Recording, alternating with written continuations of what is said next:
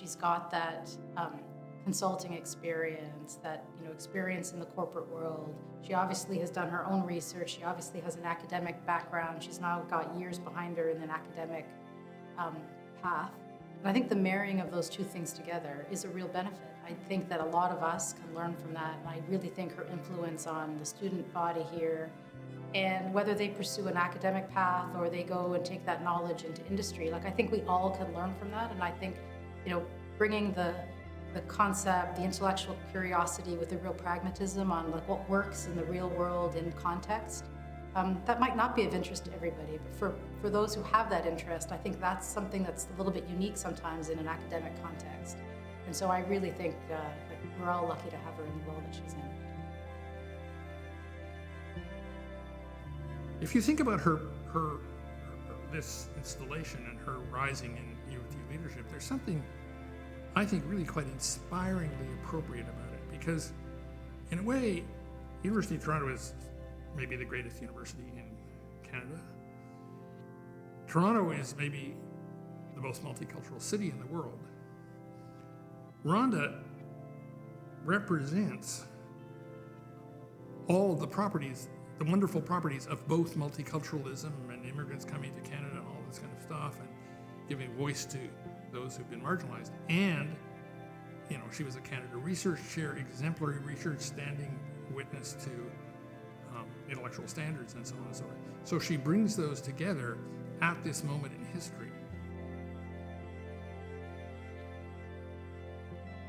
She doesn't need to take up all of the spotlight.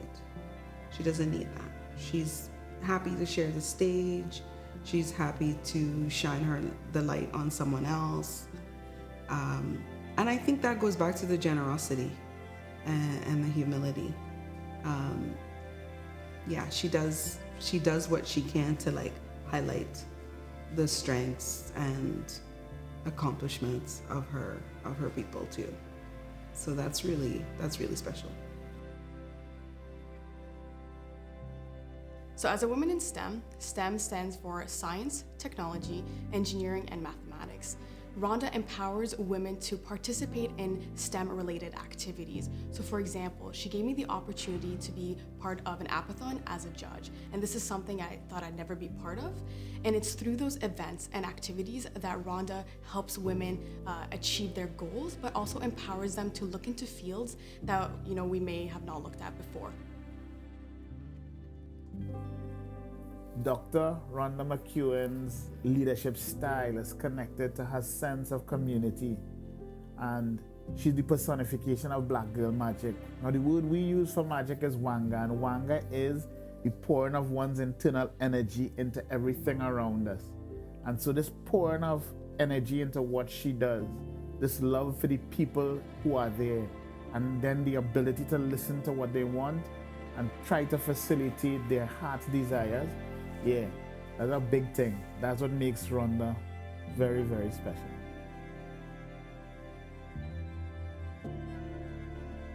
As we say in the Caribbean, we had to jam them and jam them hard. I honor you, big sis. I love you so much.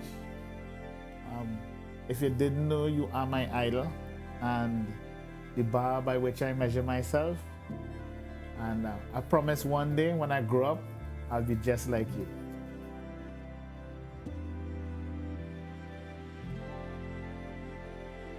I want to start by saying thank you. Thank you so very much to all of the people who contributed to my being here today, including, of course, my family, the ones who have seen me get up groggy in the morning and who've seen me work well into the night and have been there for me. Thank you to the staff, faculty, librarians, and of course the students who have come along with me on this journey. But I also want to really be grateful to this new village, the village of the Victoria University and the University of Toronto, who have welcomed me with open arms and have trusted me with a very important job. Thank you very much.